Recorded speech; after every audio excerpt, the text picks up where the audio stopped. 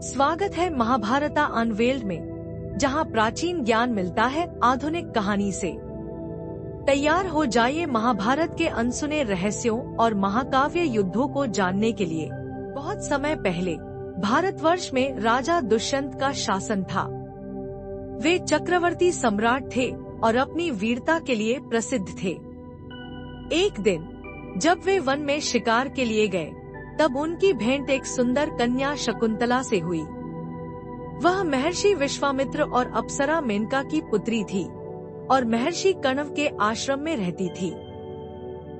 दुष्यंत और शकुंतला ने गंधर्व विवाह किया और उनका एक पुत्र हुआ, जिसका नाम भरत रखा गया। जब भरत जन्मे, तब दुष्यंत किसी कारणवश उन्हें भूल गए। शकुंतला ने अपने पुत्र को बड़े परिश्रम से पाला। बचपन से ही भरत असाधारण थे। वे वन में शेरों और अन्य हिंसक पशुओं के साथ खेलते थे और उन्हें वश में कर लेते थे। जब भरत बड़े हुए, तब वे अपने पिता दुष्यंत के दरबार में पहुँचे और अपनी माता शकुंतला की सच्चाई बताई। राजा दुष्यंत को अपनी भूल का एहसास हुआ और उन्होंने भरत को राजगद्दी सौंपी।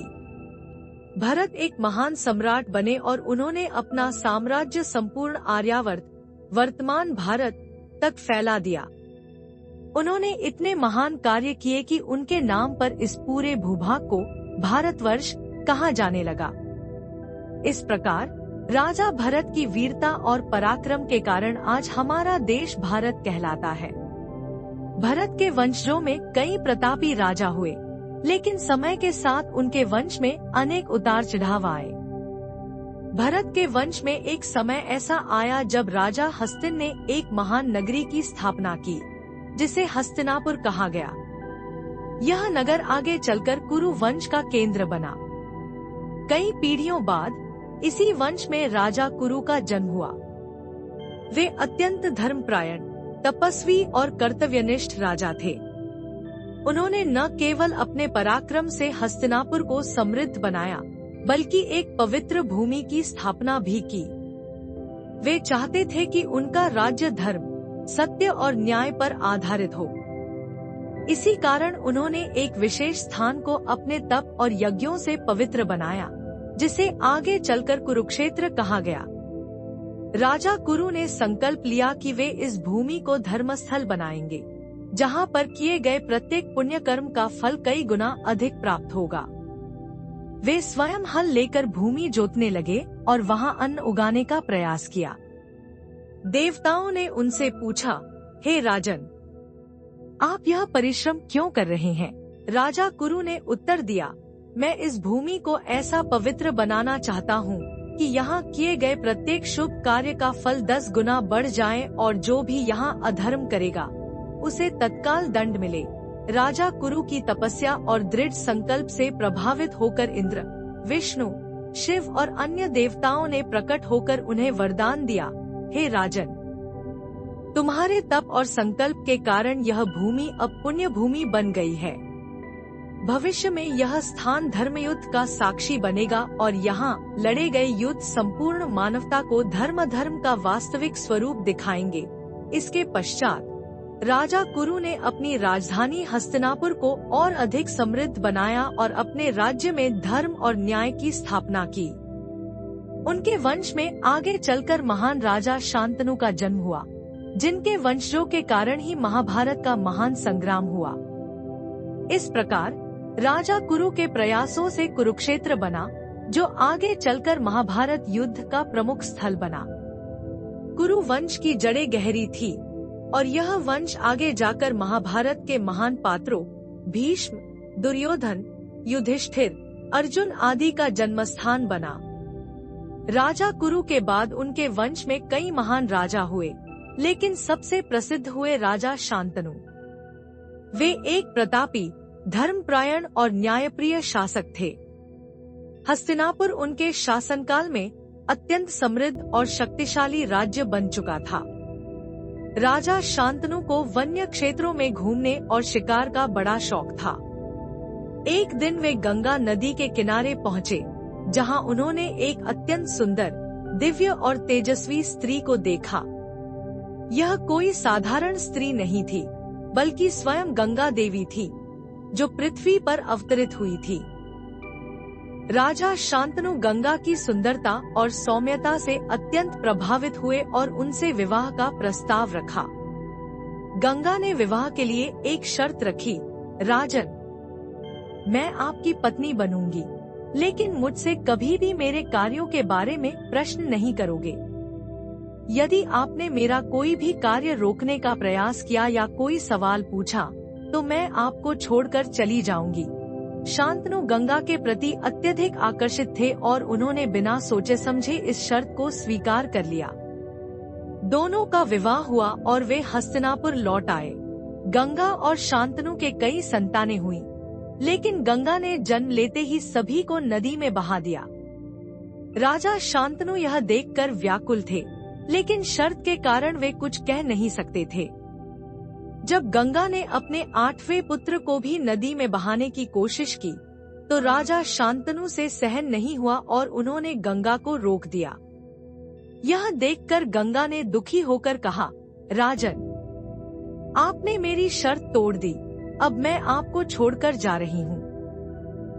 लेकिन मैं आपको बताऊंगी कि मैंने अपने 7 पुत्रों को नदी में क्यों प्रवाहित किया। गंगा ने बताया कि वे सभी अष्टवसु थे, जो एक शाप के कारण पृथ्वी पर जन्मे थे। उन्होंने गंगा से विनती की थी कि उन्हें जन्म लेते ही मुक्त कर दिया जाए, इसलिए गंगा ने उन्हें नदी में प्रवाहित किया था। लेकिन उनका 8वां पुत्र देवव्रत को पूर्ण जीवन जीना था। यह बालक कोई साधारण मानव नहीं था, बल्कि एक महान योद्धा और धर्मात्मा पुरुष बनने वाला था। गंगा अपने पुत्र देवव्रत को लेकर चली गईं और उन्हें स्वयं परशुराम और ब्रह्मर्षि वशिष्ठ जैसे ऋषियों से शिक्षा दिलाई। वे वेदों, शास्त्रों, धनुर्विद्या और राजनीति में निपुण हो गए।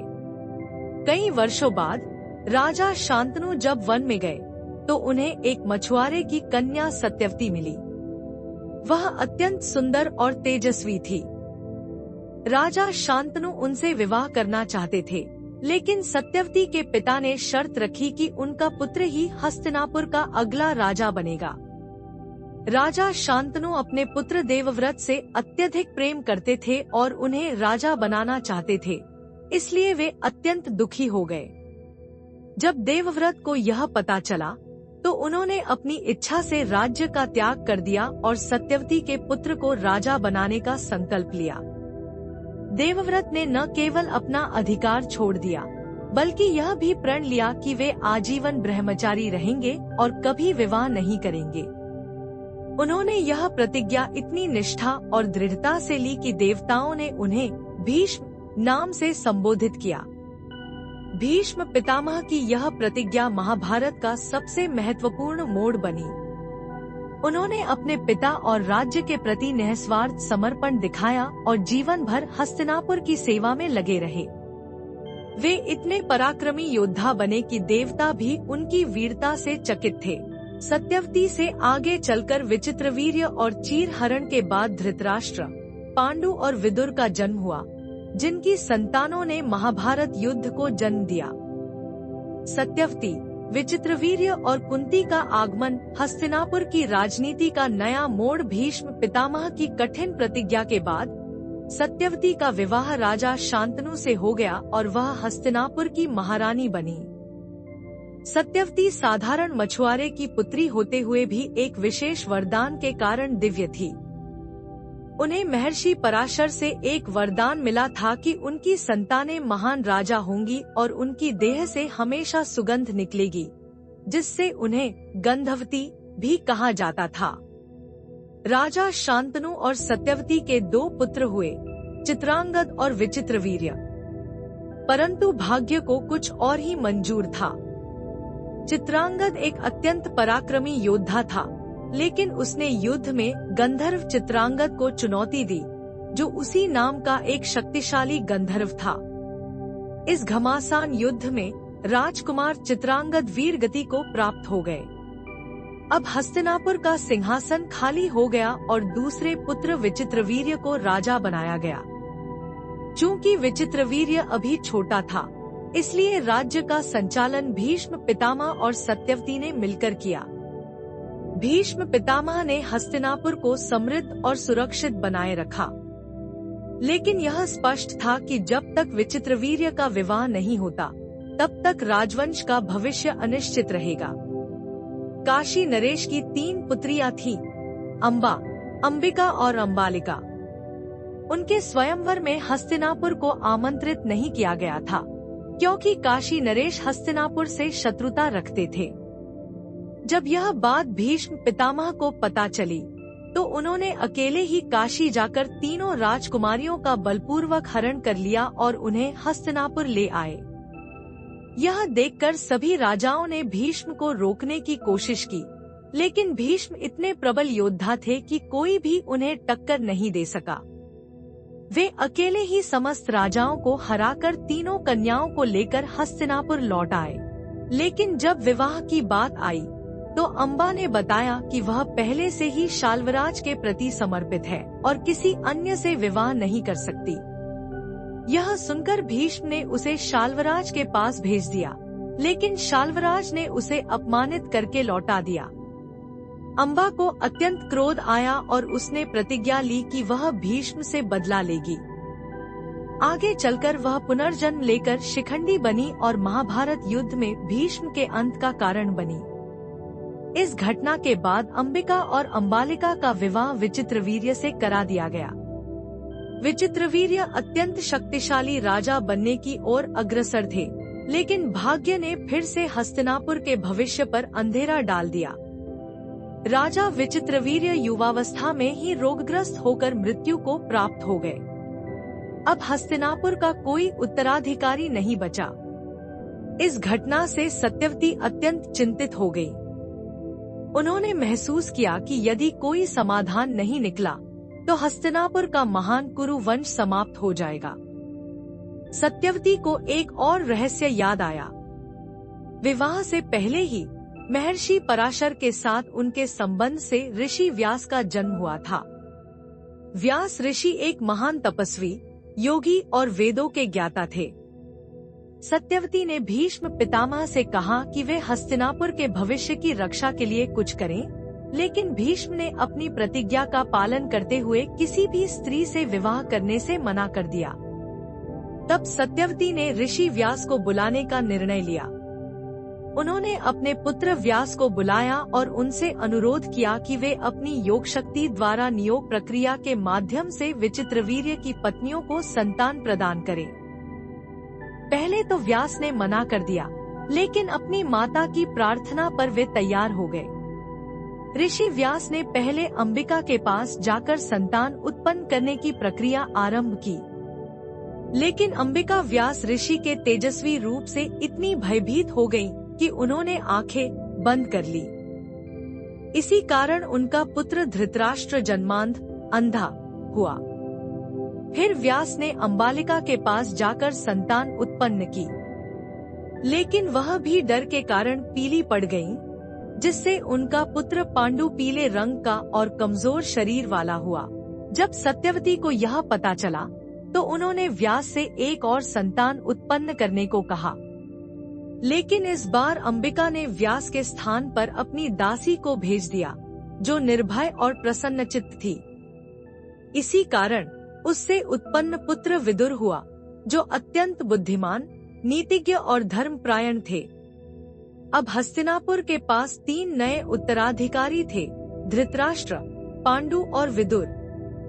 लेकिन समस्या यह थी कि धृतराष्ट्र अंधे थे, पांडु दुर्बल थे और विदुर को शाही गद्दी के लिए अयोग्य माना गया क्योंकि वे दासी पुत्र थे।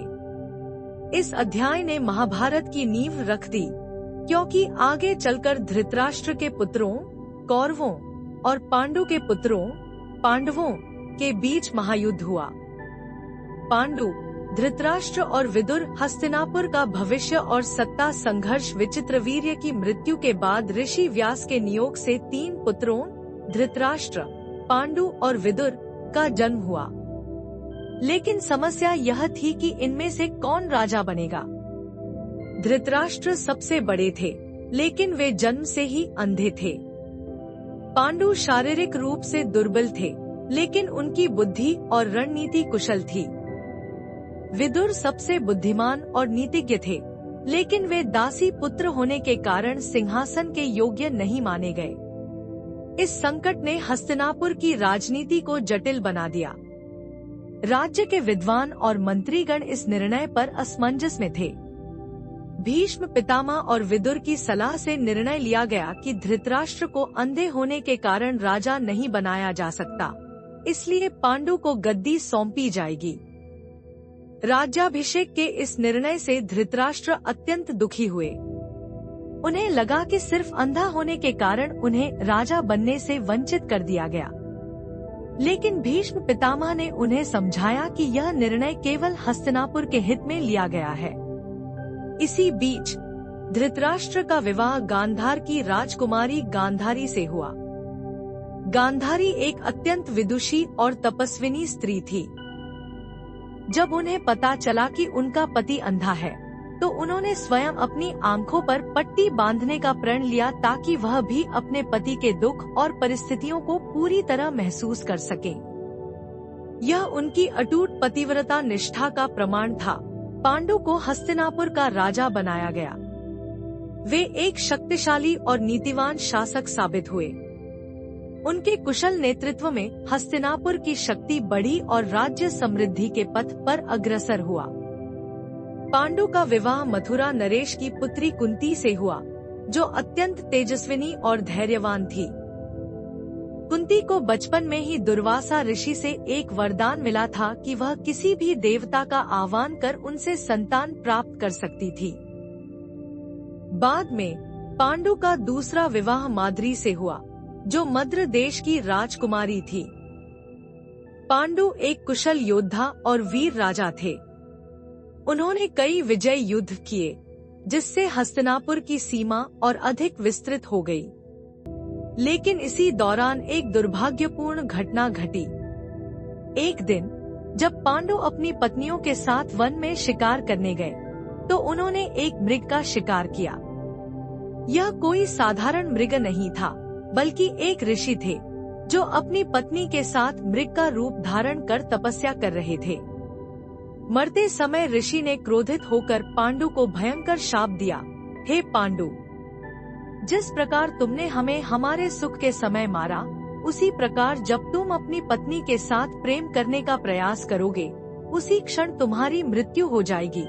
इस शाप से भयभीत होकर पांडु ने हस्तिनापुर का राजपाट छोड़ दिया और अपनी दोनों पत्नियों के साथ वन में चले गए। पांडु के वन में चले जाने के बाद हस्तिनापुर की गद्दी पुनः खाली हो गई। अब धृतराष्ट्र को राजा बनाया गया, क्योंकि अब कोई अन्य विकल्प नहीं बचा था। कुछ समय बाद गांधारी ने 100 पुत्रों और एक पुत्री को जन्म दिया, जिन्हें कौरव कहा गया। उनका सबसे बड़ा पुत्र दुर्योधन था, जो आगे चलकर महाभारत युद्ध का मुख्य कारण बना। इधर वन में रहने के कारण पांडु को कोई संतान प्राप्त नहीं हो सकती थी। तब कुंती को अपने वरदान की याद आई और उन्होंने देवताओं का आह्वान किया। उन्होंने यमराज से युधिष्ठिर को जन्म दिया, जो धर्म और न्याय के प्रतीक थे। वायु देव से भीम का जन्म हुआ, जो अपार बलशाली थे। इंद्र देव से अर्जुन का जन्म हुआ, जो महायोद्धा और दिव्य शस्त्रों के ज्ञाता बने। माद्री ने भी कुंती से यह रहस्य जाना और उन्होंने अश्विन कुमारों का आह्वान किया, जिससे नकुल और सहदेव का जन्म हुआ। इस प्रकार पांडवों का जन्म हुआ, जो आगे चलकर महाभारत की कथा के प्रमुख पात्र बने।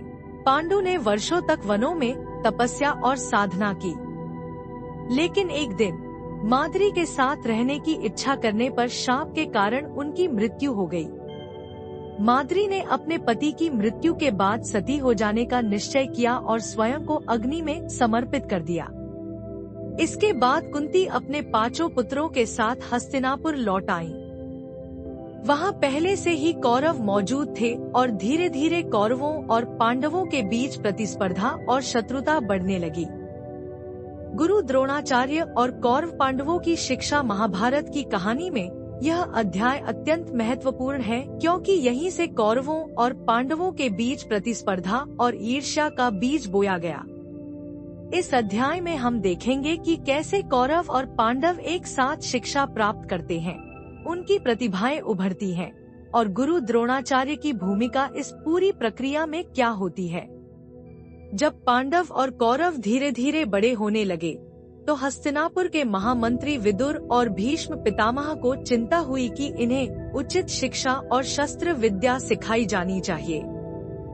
हस्तिनापुर के राजकुमारों को एक ऐसे गुरु की आवश्यकता थी जो न केवल उन्हें नीति, युद्ध कौशल और धर्म की शिक्षा दे, बल्कि भविष्य में राज्य की रक्षा के लिए उन्हें योग्य योद्धा बना सके। इसी बीच एक अत्यंत विद्वान और महान योद्धा आचार्य द्रोण, गुरु द्रोणाचार्य, हस्तिनापुर आए।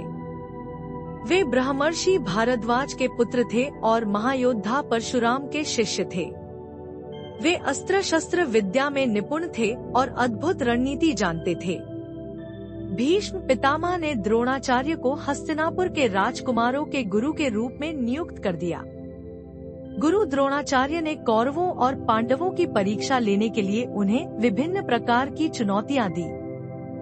उनकी शिक्षा का मुख्य उद्देश्य यह था कि वे प्रत्येक शिष्य को उसकी प्रतिभा के अनुसार प्रशिक्षित करें और उनमें से सर्वश्रेष्ठ योद्धा को निखारें। उन्होंने सभी छात्रों को धनुर्विद्या, गदायुद्ध, तलवारबाजी, भाला चलाना, रथ संचालन और रणनीतिक युद्धकला सिखाई। युधिष्ठिर को नीति, धर्म और सम्राट की जिम्मेदारियों का ज्ञान दिया गया। भीम और दुर्योधन को गदायुद्ध में प्रशिक्षित किया गया, जिसमें भीम का बल अपार था, लेकिन दुर्योधन भी कम नहीं था। अर्जुन को धनुर्विद्या में विशेष ध्यान दिया गया क्योंकि वे अत्यंत प्रतिभाशाली थे। नकुल और सहदेव को अश्व संचालन, घुड़सवारी और आयुर्वेद में निपुण किया गया। द्रोणाचार्य ने जल्द ही देख लिया कि अर्जुन में अद्भुत क्षमता है। वे बाकी सभी राजकुमारों की तुलना में तेज, कुशाग्र बुद्धि वाले और सीखने के प्रति अत्यंत समर्पित थे। एक दिन गुरु द्रोण ने सभी शिष्यों की परीक्षा लेने के लिए मछली की आंख को लक्ष्य बनाकर तीर चलाने की चुनौती दी। जब उन्होंने प्रत्येक शिष्य से पूछा कि उन्हें क्या दिख रहा है, तो सभी ने मछली, आकाश, पेड़ और अन्य वस्तुओं को देखा। लेकिन जब अर्जुन से पूछा गया तो उन्होंने कहा, मुझे केवल मछली की आंख दिख रही है और कुछ नहीं। यह सुनकर द्रोणाचार्य अत्यंत प्रसन्न हुए और उन्हें धनुर्विद्या में सबसे श्रेष्ठ घोषित किया। गुरु द्रोण ने अर्जुन से वचन लिया, तुम्हें मैं इस संसार का सर्वश्रेष्ठ धनुर्धर बनाऊंगा। इस अध्याय में महाभारत की एक अत्यंत भावनात्मक और विवादित घटना भी घटित हुई, एकलव्य की गुरु भक्ति और द्रोणाचार्य का अन्याय। एकलव्य निषाद जाति, शूद्र वर्ग का एक बालक था, लेकिन उसमें भी धनुर्विद्या सीखने की तीव्र इच्छा थी। उसने गुरु द्रोणाचार्य से शिक्षा प्राप्त करने की याचना की, लेकिन जाति के कारण उसे शिष्य बनाने से मना कर दिया गया। लेकिन एकलव्य ने हार नहीं मानी। उसने मिट्टी की द्रोणाचार्य की मूर्ति बनाई और स्वयं अभ्यास करना शुरू किया। उसकी लगन इतनी प्रबल थी कि बिना किसी औपचारिक शिक्षा के ही वह एक महान धनुर्धर बन गया। जब अर्जुन ने यह देखा तो उसे चिंता हुई कि कहीं एकलव्य उससे श्रेष्ठ न बन जाए। उसने द्रोणाचार्य से शिकायत की। गुरु द्रोण ने एकलव्य से पूछा, तुम्हारे इस अद्भुत कौशल का गुरु कौन है? एकलव्य ने उत्तर दिया, गुरुदेव, आप ही मेरे गुरु हैं। द्रोणाचार्य ने गुरु दक्षिणा के रूप में एकलव्य का अंगूठा मांग लिया, जिससे वह कभी भी श्रेष्ठ धनुर्धर नहीं बन सके। इस घटना ने यह सिद्ध किया कि राजनीति और सत्ता के खेल में कभी कभी अन्याय भी होता है। गुरुकुल में शिक्षा प्राप्त करते समय ही कौरवों और पांडवों के बीच ईर्ष्या और प्रतिद्वंद्विता बढ़ने लगी। दुर्योधन भीम से नफरत करता था क्योंकि भीम उसे बार बार हराता था। दुर्योधन ने कई बार भीम को मारने की साजिश रची। गुरु द्रोण अर्जुन को विशेष ध्यान देते थे, जिससे दुर्योधन और कर्ण को जलन होती थी।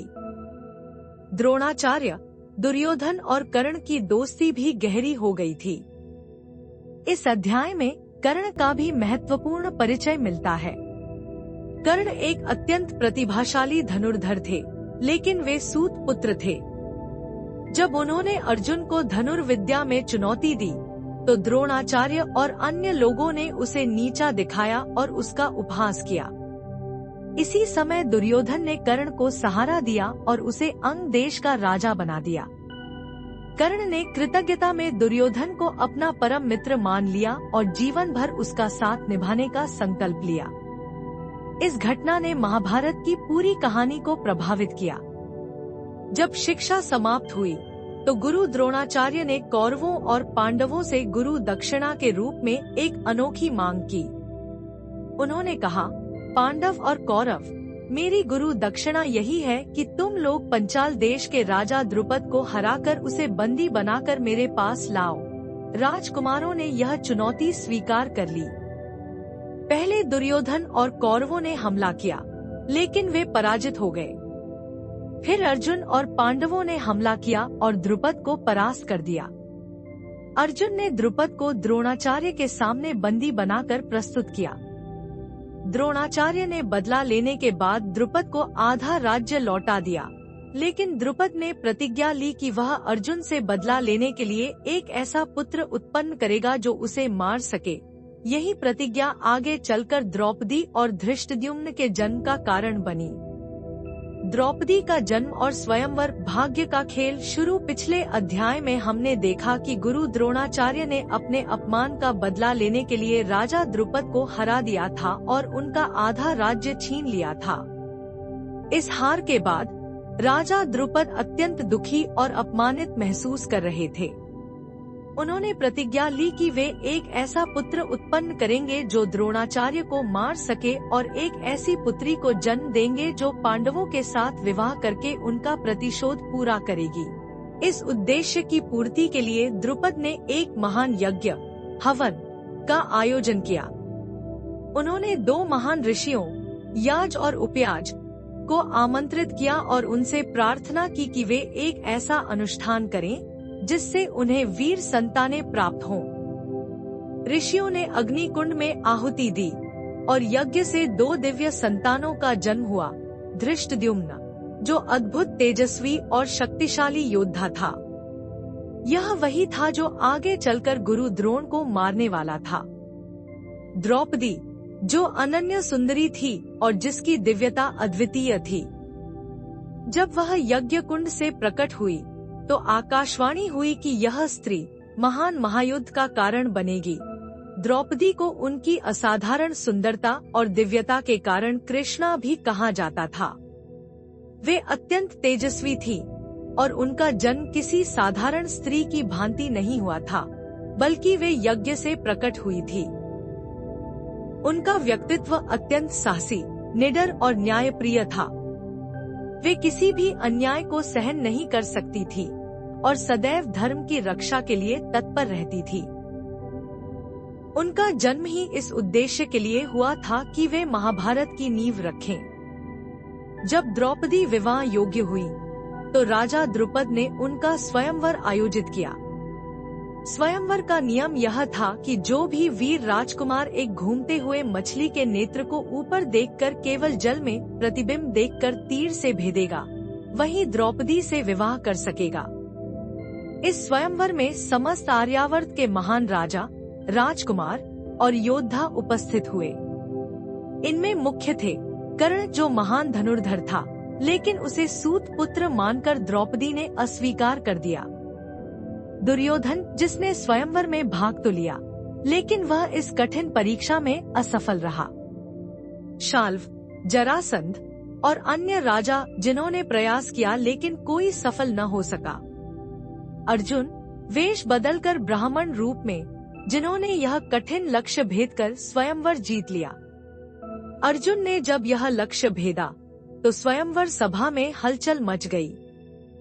सभी राजा क्रोधित हो उठे कि एक अज्ञात ब्राह्मण कैसे इस चुनौती को जीत सकता है।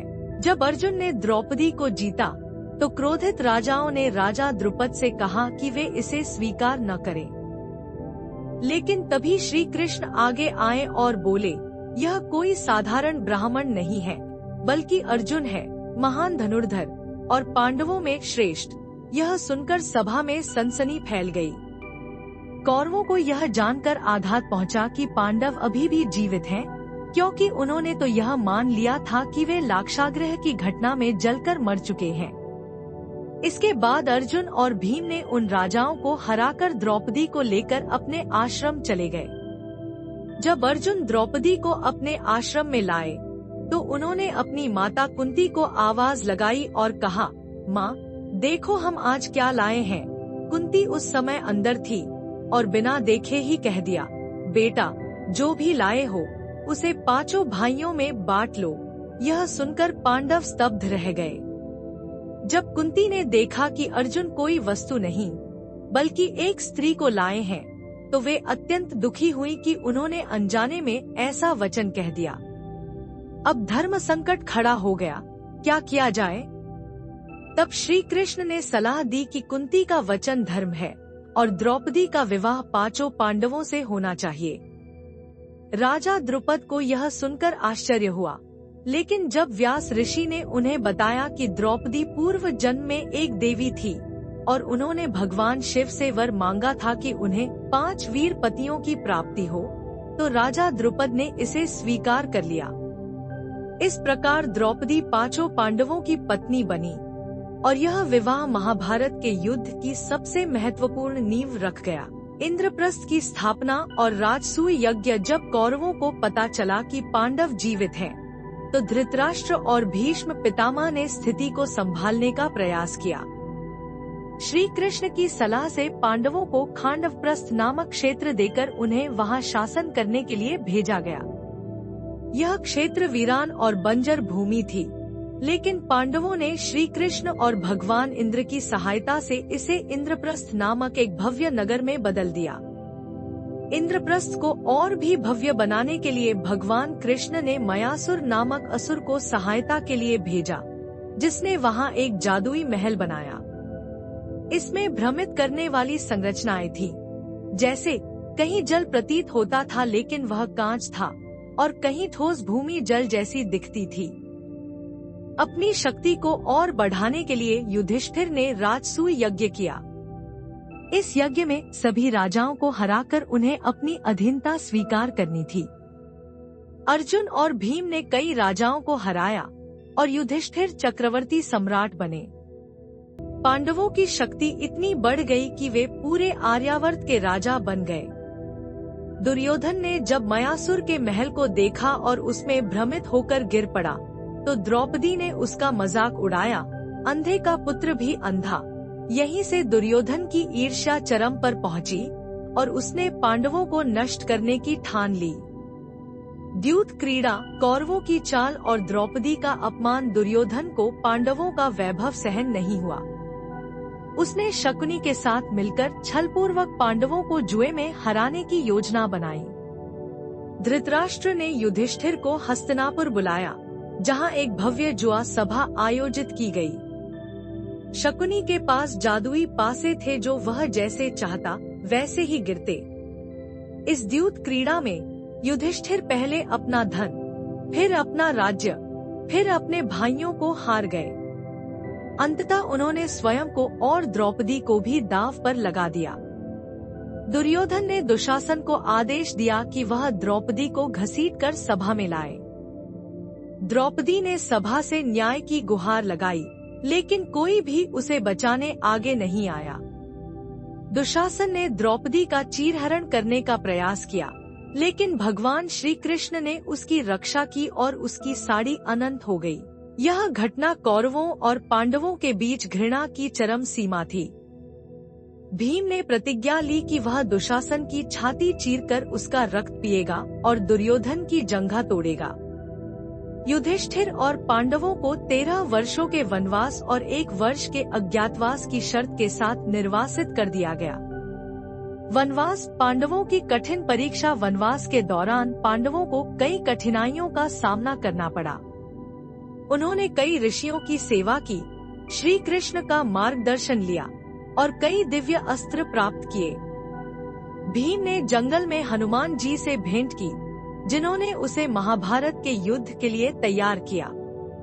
अर्जुन ने हिमालय जाकर भगवान शिव की तपस्या की और उनसे पाशुपत अस्त्र प्राप्त किया। पांडवों ने खुद को युद्ध के लिए तैयार किया। अर्जुन, भीम, नकुल और सहदेव ने अपनी शक्तियों को बढ़ाया। द्रौपदी का कष्ट और भी बढ़ गया, जिससे पांडवों का बदले की भावना और बढ़ी। महाभारत की यह यात्रा यहीं समाप्त होती है, लेकिन इसके रहस्य अभी भी अनगिनत है। जुड़े रहिए महाभारता अनवेल्ड के साथ, क्योंकि हर अध्याय में छुपी है एक नई सीख। मिलते हैं अगले एपिसोड में।